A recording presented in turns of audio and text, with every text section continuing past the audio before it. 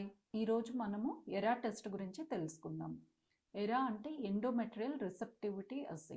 ఈ టెస్ట్లో మనము గర్భసంచి పొరకి రిసెప్షన్ అనేది ఏ టైంకి మ్యాక్సిమం ఉంటుంది, ఏ టైంలో మనము ఐవీఎఫ్ ఎంబ్రియో ట్రాన్స్ఫర్ చేస్తే ఎక్కువ సక్సెస్ రేట్ వస్తుంది అనేది తెలుసుకోగలము. ఎరా టెస్ట్ ఎవరికి చేయాలి? అందరికీ ఐవీఎఫ్ చేస్తున్న పేషెంట్స్కి ఎరా టెస్ట్ అవసరం లేదు.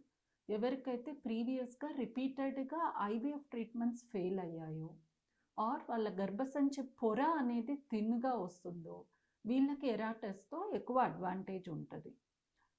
ఐవీఎఫ్ ఫెయిల్యూర్లో ఒకవేళ ఎంబ్రియో కానీ చాలా గుడ్ క్వాలిటీ ఉండి స్టిల్ ఫెయిల్ అవుతుంది అంటే అగైన్ మనకి ఎరా టెస్ట్ అనేది చాలా యూస్ఫుల్ ఉంటుంది.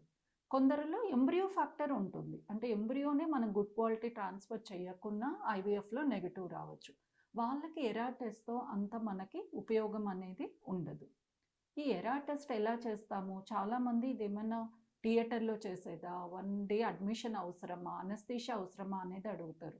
ఎరా టెస్ట్ చాలా సింపుల్ ప్రొసీజరు. దీంట్లో బేసిక్గా మనం ఒక డమ్మీ ఎంబ్రియో ట్రాన్స్ఫర్ని ఫాలో కావాల్సి ఉంటుంది. అంటే వాళ్ళకి పీరియడ్ వచ్చినప్పటి నుంచి యాక్చువల్ ఎంబ్రియో ట్రాన్స్ఫర్కి ఇచ్చే మెడికేషన్స్ అన్నీ పెట్టి వాళ్ళది స్కాన్లలో యుట్రస్ లేయర్ ఎలా వస్తుంది అనేది చెక్ చేసుకొని, ఎప్పుడైతే యుట్రస్ లేయర్ మనకి రిక్వైర్డ్ థిక్నెస్ 8 to 9 మిల్లీమీటర్ వస్తుందో వాళ్ళకి ఒక చిన్న బయాప్సీ యుట్రస్ లేయర్ నుంచి లోకల్ అనస్థేషియాలో అవుట్ పేషెంట్లోనే చేసుకోవచ్చు.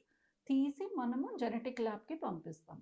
వీళ్ళు దీంట్లో ఉన్న జెనెటిక్ అనాలిసిస్ అంతా చేసి 3 వీక్స్కి మనకి ఎరా రిపోర్ట్ అనేది ఇస్తారు.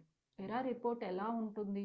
కొందరిలో రిసెప్టివ్ అంటే మనం చేసిన టైం కరెక్ట్ అనేది వస్తుంది, కొందరిలో ప్రీ అండ్ పోస్ట్ రిసెప్టివ్ అని వస్తుంది. ఇలా వచ్చిన వాళ్ళకి జెనెటిక్ ల్యాబ్ సజెస్ట్ చేసిన విధంగా మార్పులు చేసి మనం ఎంబ్రియో ట్రాన్స్ఫర్ చేస్తే వాళ్ళకి డెఫినెట్గా సక్సెస్ రేట్ అనేది ఇంప్రూవ్ అవుతుంది.